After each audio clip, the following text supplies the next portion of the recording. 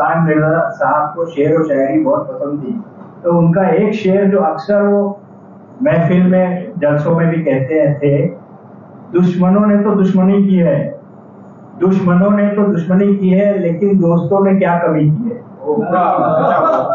ये उनका बड़ा पसंदीदा शेर था। और भी बहुत सारे शेर थे, दूसरे वो शेर को तोड़ मरोड़ करके भी बोलते थे। तो आपने जो बात की इस किताब में, मेरा भी नजरिया ये था कि जिस जंग को यूसुफ पटेल वर्सेस मस्तान मिर्जा, आपने काफी नाम दिए उसमें, और वो सारे जो थे एक तरह से उस वक्त के हर आदमी जो है अंडरवर्ल्ड डॉन था, बड़ा नाम था। अजीज होंडा, रशीद अरबा, करीम लाला, हाजी मस्तान के साथ में जो मॉडल में थे। तो ये दुश्मनों ने तो दुश्मनी की है, लेकिन दोस्तों ने क्या कमी की है। उसके बाद ये हुआ कि दुश्मन जो था यूसुफ पटेल, जो फायरिंग वायरिंग हुई सब हुआ, उसके बाद जो उनकी दोस्ती रही वो मिसाली थी। आज भी मिसाली ये रिकॉर्ड अगर हम देखते हैं कि वो आखिर दम तक बड़े दोस्त रहे, एक दूसरे को ओवरवर्ल्ड अंडरवर्ल्ड दोनों जगह ये लोग एक दूसरे का साथ देते थे। और नई जनरेशन जो आई उसके बाद की, जिनको इन लोगों ने लाया सेंटर स्टेज पर, उनका भी गैंग वॉर चला। पठान गैंग कमाटीपुरा में, डोंगरी में, और ये नागपाड़ा में दाऊद साबिर गैंग, इनका गैंग वॉर चला। और कम से कम 75 से 80 तक कम से कम उस एरिया में 150-200 मर्डर हो गए आपस में। और उस मर्डर को देखते हुए कई मजहबी लोग, सूफी खानका में भी समझौता हुआ, कुरान शरीफ पे समझौता हुआ, काबा में जाके समझौता हुआ। वो समझौता हमेशा टूटता रहा और लाशें बिछती रही। ये एक कंपैरिजन है कि पुराने लोगों में जो थे और वहीं वो खून रेस जंग हुई, वहां खत्म हो गई उस एक केस पर। आपने हाजी मस्तान की लाइफ का जो बाइफर्केशन किया है, तस्कर, समाज सेवक और सियासतदान, 3 फेजेस। तो जब वो 75 में एक जयप्रकाश नारायण के सामने जो टेलीविजन पर जो कुछ भी हुआ, वो ड्रामा था, असली था, जो भी था, वो जो था, उसके बाद वो समाज सेवा में आ गए। और जेजे हॉस्पिटल पे उन्होंने पहले इंडियन पीपल्स ऑल इंडिया मिली सेक्रेटरीट शुरू किया वहां पर। उस जमाने में उनका वर्क पूरा सोशल उस पर था। उसमें उनके जो सबसे ज्यादा जो राइट हैंड थे वो अब्दुल गफूर, मोटरसाइकिल वाला, चोर बाजार के जो मजबूत वो थे। दिलीप कुमार हमेशा उनके जलसों में आते थे। मस्तान मिर्जा ने हमेशा ये कहा, दिलीप कुमार और मस्तान मिर्जा की जो दोस्ती थी वो इस हवाले से थी कि दिलीप कुमार पूरे इंडिया में कहीं भी बहुत सारे स्कूलों कॉलेजों की मदद करते थे, चैरिटेबल। आप बड़ा आदमी अपने जेब से नहीं देता है, कुछ पैसा नहीं देता है, लेकिन बड़े आदमी का नाम यूज कर लो तो उस जमाने में मुस्लिम स्कूल और कॉलेज के मुशायरे हुआ करते थे। यूपी में मस्तान मिर्जा चले जाए, लाखों का मजमू हो जाता था मुशायरे में। तो दिलीप कुमार बाहर ले जाते थे उनको मुशायरे में, चलो, और हाजी मस्तान चले जाते थे। हाजी मस्तान और दिलीप कुमार जो हो जाए तो मुशायरे में बड़ी पब्लिक आती थी उस जमाने में, पूरे इंडिया में लोग जाते थे। बम्बई में भी दिलीप कुमार को जहां हाजी मस्तान मिलाते थे वो चले आते। ये दौर दूसरा था समाज सेवा का। ये खत्म होता है 1984 के राइट्स। अब मेरी उम्र गुजर गई, मैंने दंगे इतने देखे, और मुल्क में 50,000, 60,000, 75 सालों में 20,000 दंगे हुए। और हरीश पाठक जी हमारे सीनियर, हमारे भी रहे हैं। मेरा ये मत है कि इंडिया में जितने भी फिरका वाराना और कम्युनल राइट होते हैं उनकी रीजन पॉलिटिकल होती है, बेस पे पॉलिटिकल होती है। कोई हिंदू मुसलमान नहीं लड़ता, सियासत दंगे करवाती है। वो हमने बम्बई में 92 में देखा। 84 का दंगा मुंबई का ऐसा था, उसकी भी देश पे पॉलिटिकल रीजन थी। अभी डिस्कस करने का टाइम नहीं है, लेकिन हम सब उसमें गिर गए। हम लोग अखबार आलम में थे, हम पे केस हो गए, हम परेशान हो गए। पूरा जो था वो अंडरवर्ल्ड जो था, जो हाजी मस्तान मिर्जा और करीम लाला और ये अपना यही सब जो लोग थे, यूसुफ पटेल को छोड़कर ये सबसे ज्यादा चालाक आदमी यही निकला।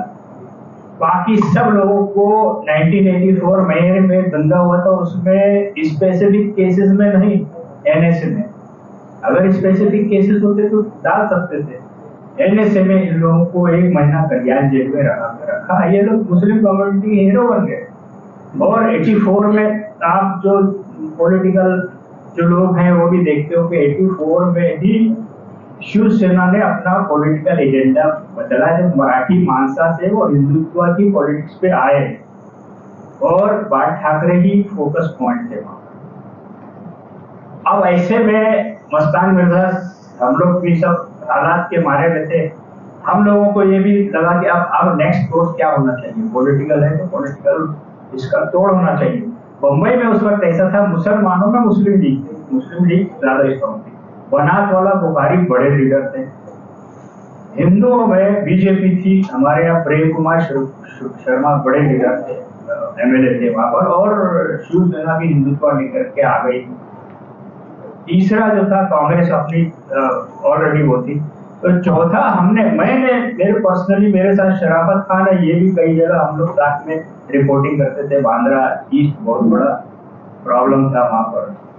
तो हमने जहां जहां ये देखा, ये मेरा अपना नजरिया था कि बम्बई के दंगे वो पॉलिटिकल थे, करवाए गए थे 84 में, लेकिन जहां जहां दलित मुस्लिम बस्तियां थी वहां मुसलमान महफूज रहे।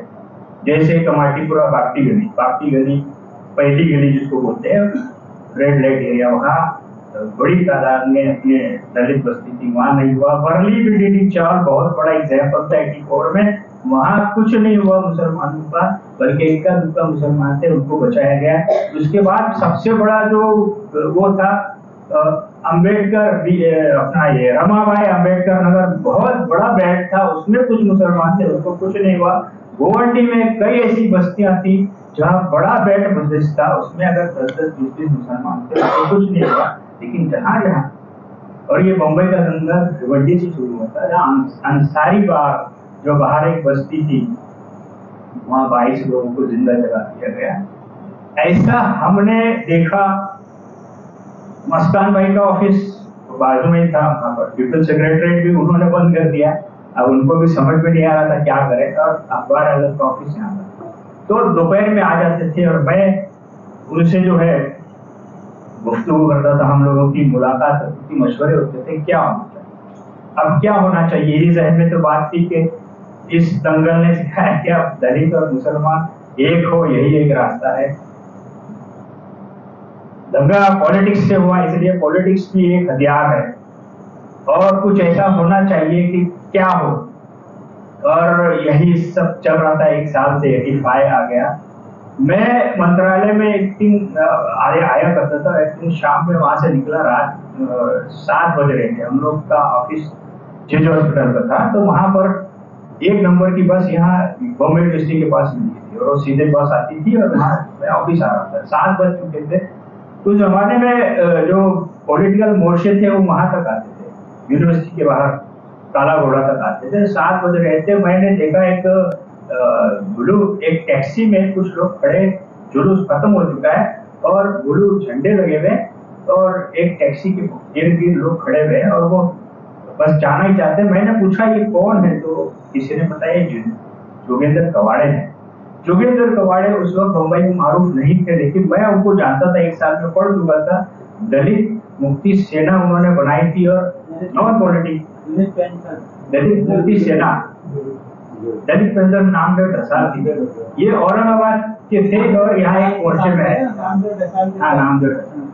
तो दलित मुक्ति सेना की ये है, और आए हैं यहाँ मोर्चा किया। तो मैंने कहा अरे उनके ख्यालात में पढ़ चुका था तो औरंगाबाद के मराठी अखबार में, मैंने कहा आपसे इंटरव्यू लेना।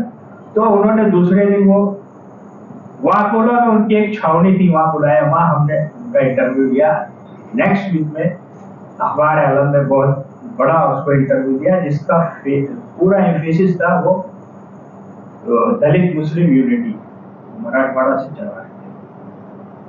अब वो आए, जब उनको ये मालूम पड़ा कि हाजी मस्तान मिर्जा से हमारे बहुत अच्छे ताल्लुकात हैं, तो वो फिर मेरे ऑफिस आए नेक्स्ट वीक में मतलब, और उन्होंने कहा हमको हाजी मस्तान मिर्जा से मिलना है। ठीक है, मिलाते हैं आपको। और तो ये जो हाजी मस्तान उस वक्त इस्माइलिया हॉस्पिटल में एक रूम में थे, शायद वो बीमार थे या नहीं थे, तो पुलिस से बचने के लिए भेजा था। हम लोगों ने उनसे वहां मुलाकात की। हाजी मस्तान के जहन में भी कुछ ऐसा था कि सिर्फ मुस्लिम कुछ करेंगे तो गड़बड़ है, और जो हिंदू पॉलिटिक्स है वो आ चुकी थी उनको देखने को। तो मैंने उनसे मिलाया, तो इन्होंने ये एक आइडिया पेश किया कि हम हाजी मस्तान के साथ हम एक प्लेटफॉर्म बनाते हैं, पॉलिटिकल प्लेटफॉर्म। पॉलिटिकल था या नहीं उस वक्त, लेकिन हम साथ में एक यूनिट बनाते हैं। इनके पास इन्होंने ऑलरेडी एक पेपर ऑर्गेनाइजेशन जो लेटर हेड था वो उन्होंने बनाया हुआ था, वो उसका नाम था दलित मुस्लिम सुरक्षा महासंघ। ऑलरेडी वो एक संगठन बना मस्तान भाई को उन्होंने कहा कि आप अगर इसमें शामिल हो जाएं तो हम दलित मुस्लिम सुरक्षा महासंघ ये जो है ये हमारी जमात ये हम बना देंगे। मस्तान मिर्जा साहब उसके लिए राजी हुए कि हाँ ऐसा होना चाहिए। और कुछ मशवरा हुआ, क्या हुआ, तो उसमें ये हुआ कि दो मिली जुली दो प्रेसिडेंट हो और दो जनरल सेक्रेटरी हो। हाजी मस्तान मिर्जा एक मुस्लिम प्रेसिडेंट, अपना ये कवाड़ी साहब दलित प्रेसिडेंट। मैं उसने मुझे कहा कि आप जनरल सेक्रेटरी बन जाइए, मैं मुस्लिम जनरल सेक्रेटरी। और एक तानसेन ननावरे थे, अभी शायद रिपब्लिकन पार्टी चलाते हो, वो जनरल सेक्रेटरी बने। मेरा इससे इख्तिलाफ था कि ये पार्टी सीधा जो है ना पॉलिटिक्स में कूद जाए। 85 पार्लियामेंट इलेक्शन आ रहे। दिलीप कुमार बहुत बड़े एडवाइजर थे मस्तान मिर्जा के, और उस 84 के राइट्स में मुंबई में नौजवान लीडरों की एक पूरी टीम पैदा हो गई थी एक्टिविस्ट की। दिलीप कुमार ने भी ये कहा कि हाजी मस्तान को फ्रंट में मत आओ, तो इन नौजवानों को जाने दो, ये आगे जाने दो, आगे जाए। हाजी मस्तान साहब का एक साल में तजुर्बा मैं ये बताऊं, हम लोगों ने एक साल में उनके साथ काम किया कि हाजी मस्तान साहब के साथ कोई पॉलिटिकल ज्वाइन हो। उस जमाने में कोई हर आदमी हाजी मस्तान का साथ लेना चाहता था, अंडर हैंड कोई उनके साथ स्टेज शेयर नहीं करना चाहता। रामदास अठौले और प्रोफेसर कांबले कांबले भी थे, और एक ये अपना नामदेव रसार, ये सब उस जमाने में उन्होंने वो जो दवा खाना था बंद कर दिया था, वो यही चलता था। शाम दोपहर में आ जाते हैं, शाम तक रहते थे। रामदास अठौले भी आते थे, सब आते थे। ये सब उस वक्त ऐसे दौर में थे कि वो लोग अम्बेडकर कॉलेज में एक रूम में रहते थे, बड़ाला में। वो आते थे, भाई क्या करना है भाई। मैंने भी उनसे बात की, मस्तान भाई ने भी बात की, आप प्लेटफॉर्म पे या आप स्टेज शेयर करेंगे मस्तान भाई के साथ। अठावले नो, कामले दो, दूसरे भी वो लोग ये कहते कि आज हाजी साहब आप हमको अंडर टेबल मदद करो, फाइनेंस दे दो, हम लोग आपका काम करेंगे। जरूरत थी कि मस्तान भाई के साथ कोई स्टेज शेयर करे। एक जो उस जमाने में कांग्रेस ने उनको निकाल दिया था, अपना अंतुले परेशान थे। अंतुले साहब का मैसेज आया हम लोगों को, वो भी बॉम्बे हॉस्पिटल में कोई रूम में बैठते, हम लोगों को बुलाया। हम समझे दलित तो दलित, कोई मुस्लिम लीडर मस्तान मिर्जा के साथ शेयर करने को, ऑन रिकॉर्ड प्लेटफॉर्म शेयर करने को तैयार नहीं था। हमने बनात वाला से बात की, बनात वाला ने कहा हम अगर यहाँ पर मस्तान के साथ मैं स्टेज शेयर, पहले तो मुस्लिम यूनिटी करो फिर दलित यूनिटी करना, तो ये लेके चले। तो बनात वाला ने कहा मैं यहाँ आपके साथ आ जाऊंगा स्टेज पर, तो मेरी केरला में कांग्रेस के साथ गवर्नमेंट ड्यू खराब हो जाएगी। बुखारी साहब शरद पवार के खास हो चुके थे मुस्लिम लीग के, वो आने को तैयार नहीं। तो कोई बिल्कुल जैसा दलितों में से ये हम मिले उनसे, अंतुले से चलो इनको तो निकाल दिया, अभी आएंगे बिस्तर पे थे, वो कहने लगे मस्तान भाई का मेरा पैगाम देना कि मस्तान भाई मैं आपके साथ हूँ, मैं एक पार्टी बना रहा हूँ, आप मुझे फाइनेंस करो, लेकिन मैं उस पार्टी से काम करूंगा, अंदर से मैं आपका काम करूंगा। कोई दलित नेता जो आज बड़े बड़े हैं वो उनके साथ आने को तैयार नहीं, कोई मुस्लिम नेता आने को तैयार नहीं। एक पॉलिटिकल अछूत थे जिनका सब साथ लेना चाहते थे, अंडर द टेबल साथ में आने के लिए तैयार नहीं। तो इन परिस्थितियों में वो जो है, मुझे लगता है कि ये योगेंद्र कवाड़े वहां से आए थे, उनको कोई जानता नहीं था, तो आए और ये माहौल बन गया। और फिर एक टेस्ट केस हुआ कि ये पब्लिक क्या रिएक्ट करेगी, तो हमने अखबार आलम की एक सालगिरह बनाई उस बहाने से कि देखा जाए पब्लिक का क्या रिस्पॉन्स है। मस्तान तालाब में एक जलसा हुआ, उसकी सदारत मस्तान भाई ने की। उसमें करीम लाला, योगेंद्र कवाड़े, मैं, हम लोग थे और सारे लोग, और दिलीप कुमार मेरे स्पीकर। उस जलसे में इतनी पब्लिक, मैं समझता हूँ मस्तान तालाब नागपड़ा में उतना मैक्सिमम ऐसा क्राउड आज तक देखा नहीं गया। बिल्डिंगों के छतों पर पड़ेगा, लोग पड़े। और 84 के दंगे के बाद एक ऐसा जलसा हुआ कि जिसने मुसलमानों को भी थोड़ा हौसला दिया जो पस्त हो चुका था। ऐसे पस मंजर में तो ये राजी हुई थी हम एक पार्टी बनाते, लॉन्च करते। पहला इसका जलसा वो पार्टी हो गई, लॉन्च हो गई, शॉर्ट करना चलो लंबी करेंगे। पहला इसका जलसा साबु सिद्दीक मुसाफिर खाना मस्तान भाई का गढ़ था, बिजनेस था, सब कुछ वही था उनका पहला।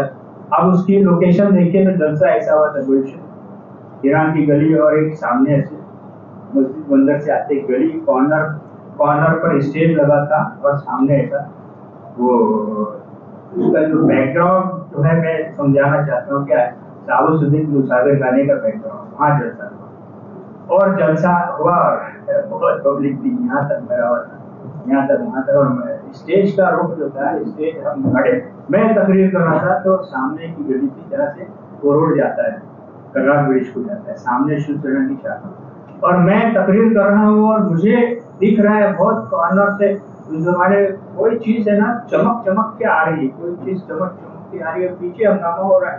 हंगामा शुरू हो गया। मेरी तकरीर सीधी बात है कि बाल ठाकरे और शिवसेना के खिलाफ, तो मालूम ये पड़ा कि उस जमाने में बॉटल्स फेंकी जाती, सोडा वाटर, वो लाइट में चमक रही थी, मुझे दिख रहा था, वहां शोर हो रहा था।